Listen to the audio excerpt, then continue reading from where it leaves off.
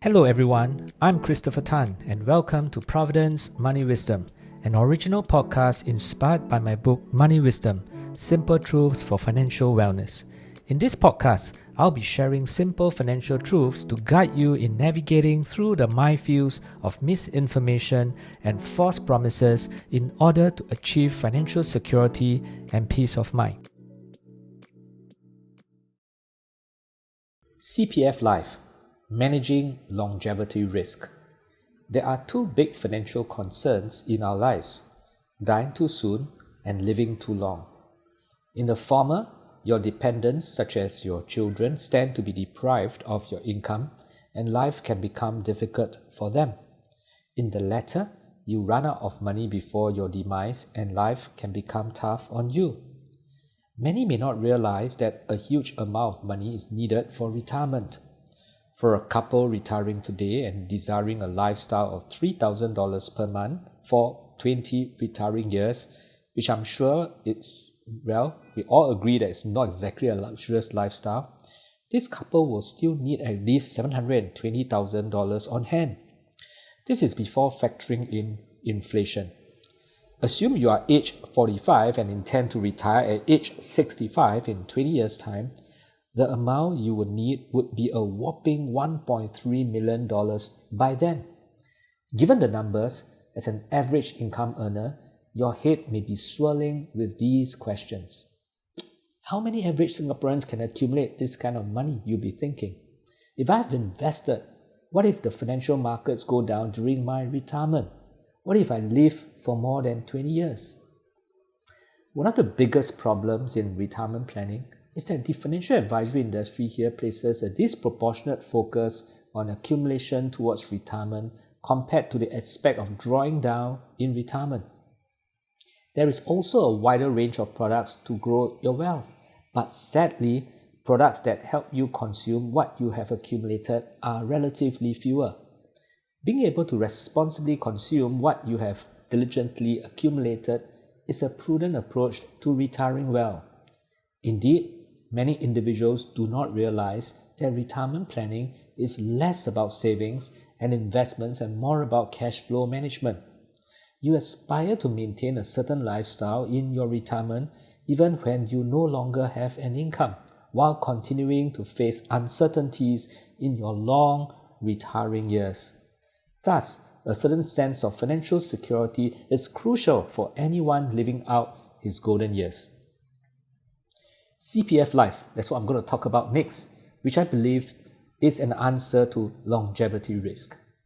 Recognizing that Singaporeans will live beyond 85 years of age, CPF Board introduced CPF LIFE, which stands for CPF Lifelong Income for the Elderly, in 2009.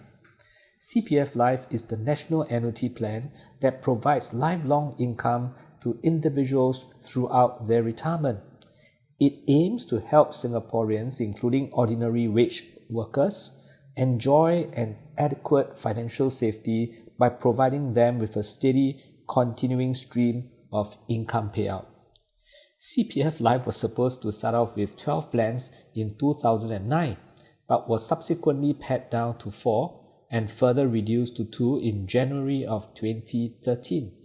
But in 2017, it was expanded to 3 plans. How much payout will you get from each of these plans depends on how much you have accumulated at your age 55 years old. At age 55, if you decide to set aside basic retirement sum, the current basic retirement sum is an amount that is $96,000. If you have that amount at age 55 years old, then at age 65 years old, you have about $700 to $800 per month for life. However, at age 55 years old, if you manage to accumulate up to full retirement sum, which currently stands at $192,000 in 2022, then at age 65, you will receive close to $1,500 payout for life. If both your spouse and you set aside this full retirement sum, then as a couple, you will receive about $3,000 per month for life. This payout is almost the same amount that I've illustrated at the beginning of this podcast, and it is for life.